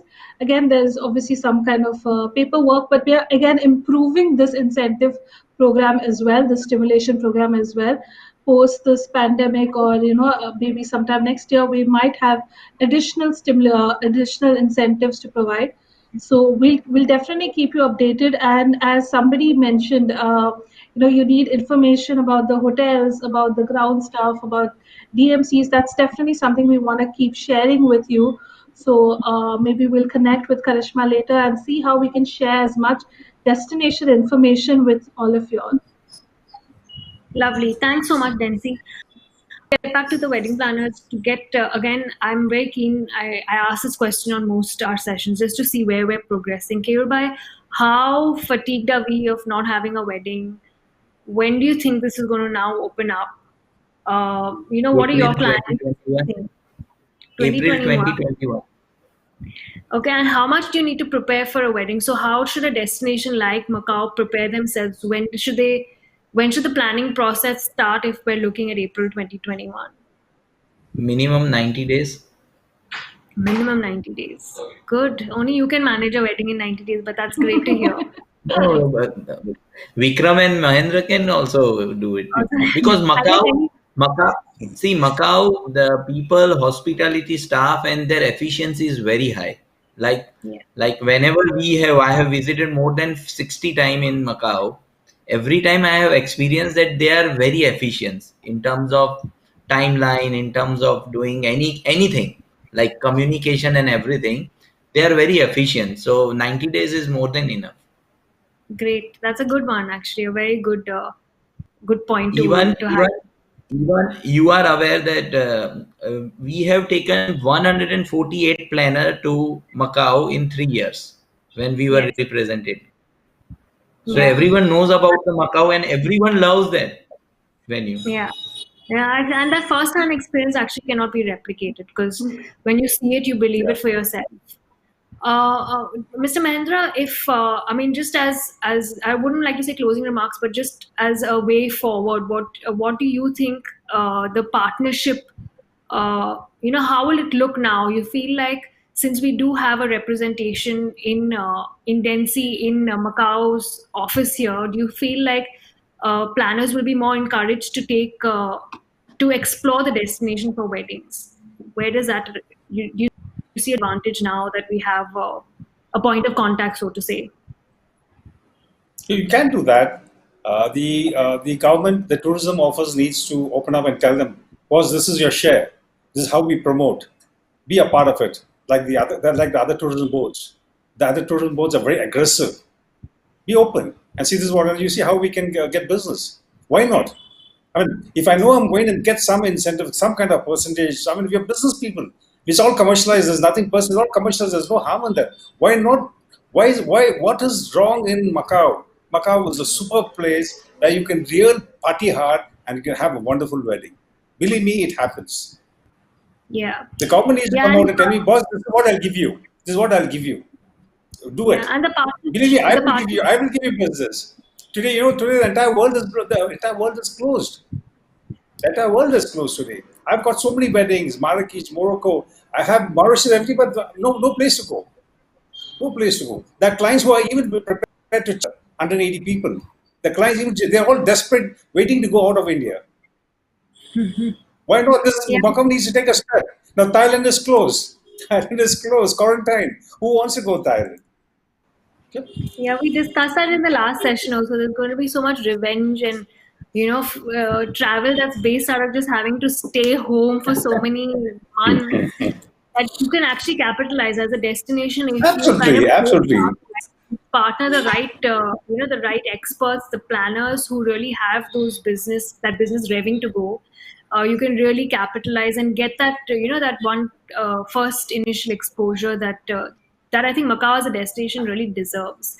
Vikram, how about you? Any? I know you already spoke about the importance of partnering with the tourism board, but just to kind of further highlight how it will help in the competition. I mean, we know that when you're planning an event or a wedding, you have destinations that you're comparing.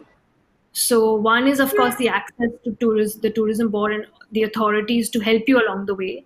But what else do you think can really work to the advantage of the destination? I think what which Mr. Mahindra also mentioned is about aggressive promotion. I think they really have to be, Densi and team will have to probably be out there and really promote and aggressively participate. So it's out there. See, I think when you are scouting locations, the recall value is the maximum. The impact of recall value is the maximum. So there are a lot of brides who would come up and tell me about a location that I am myself not considering just because they have seen it on an Instagram story. So it's, I think, more about being out there and having a short recall value that look, we are open as a market for weddings, and from there we can explore. That's how it's going to be one thing. And of course, it's all about getting one wedding, and it's a chain reaction. It'll become news. It's going to be all over. It's going to go viral, and from there on, you can take it ahead. I think the other thing which is important with Macau is it's a fabulous destination to party and holiday. And I think when we do weddings now, a lot of the guests do take into consideration where they're traveling so they can do something out of it, make a holiday out of it. Whether,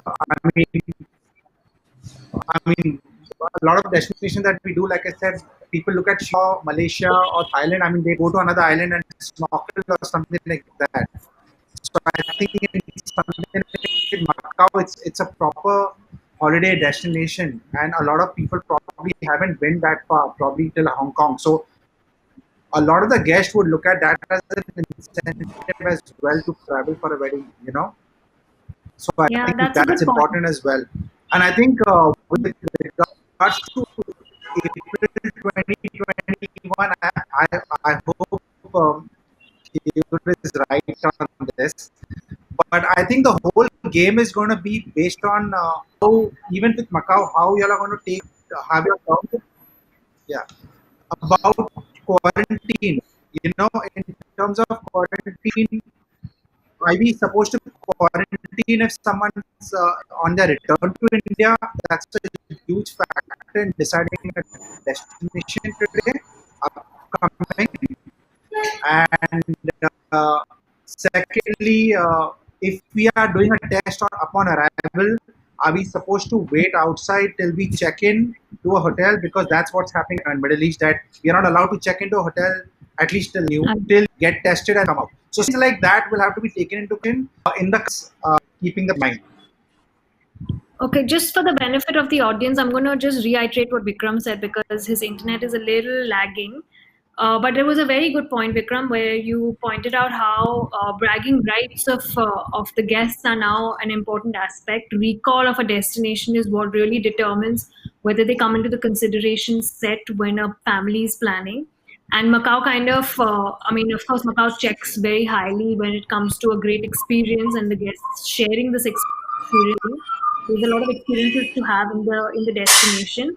And yes, his final points were about they're more logistic based. They're more specific on how to handle cases if you land and what the quarantining facilities are. Although we're still planning for ahead of time because I mean, Densi, I'll let you just comment on it purely because if there's an existing system, we don't know if that's going to be the case in the future as well because we're also thinking post-pandemic now. Yeah, to add to what Vikram said, yeah, to be honest, right now things are changing. They keep changing. The SOPs are constantly being revised. Currently, Indians are not, no, the borders have not opened for Indians in Macau. And they've not opened borders for a lot of countries as well. It's a precautionary measure that they've taken cautiously because when they open, they want it to be safe for everybody, not just their citizens, but for the people who travel and come into Macau. So there's a lot of SOPs right now being taken into consideration with the hotels, with the ground handlers, even with events, everything. This, I believe, will continue even next year. Some of these SOPs may not change, but to know the exact SOPs, whether a person has to quarantine themselves or no, that is gonna get revised as when the situation of the pandemic changes. In terms of what the other feedback, yes, definitely. I think I agree with you that the bragging thing is something that makes people choose the destination a lot more now. So the brag factor needs to be there. And I think Macau is still a new destination for Indian weddings. It's not seen so many Indian weddings in the past. So that adds to the charm of the destination. That adds to the bragging rights, that where did you do a wedding? Oh, Macau. Okay, never thought of that. Macau for wedding is something going to be unique. It will definitely have the brag value for sure. Till I don't know when Macau becomes another Thailand, maybe. So yeah. So right now it's still new, so it definitely has that charm for it, and that's why I look forward to the support of all you guys and to bring in those Indian weddings into Macau. It's a visa on arrival, visa free destination, so that also helps with getting as many people into the destination. It doesn't have those prior requirements of paperwork, and it's fairly well connected with Hong Kong, and if not Hong Kong, you can directly fly into Macau via Bangkok and Singapore as well. So people can choose to even stay back in any of the other destinations en route to India. So these are, I think, some of the advantages that the destination has to offer.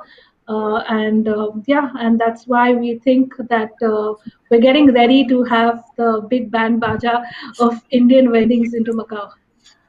Yeah, lovely. I think even our comments, most people, I can see Kunal, everyone just wants to know when they can go to Macau. So, like we did in our previous panel, we have great ambassadors for Macau and everyone raving to go back and experience the destination. Unfortunately, that's all we have time for.